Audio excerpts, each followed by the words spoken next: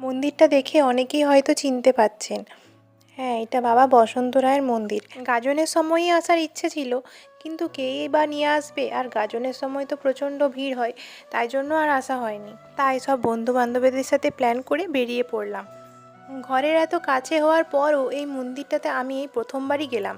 আমরা তো একটু বিকেল বিকেলই গিয়েছিলাম, তার জন্য ঠাকুরের দর্শন আমরা পাইনি, কিন্তু বাইরে থেকে ঠাকুরকে প্রণাম করে এসেছিলাম।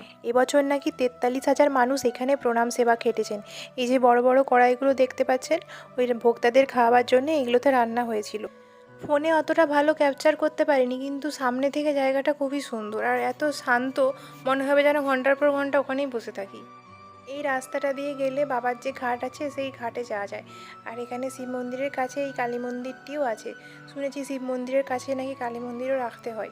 এমন সময় এসেছিলাম আমরা যে মায়ের মন্দিরটাও বন্ধ। এই পুকুরটাতেই ভক্তরা পুজো করে, স্নান করে, এখান থেকেই প্রণাম সেবা খেটে যায়। আর শেষের দিন যে প্রসাদ দেওয়া হয় ভক্তদেরকে, তাতে যে মাছ থাকে সেই পুরো মাছটাই এই পুকুর থেকেই ওঠে।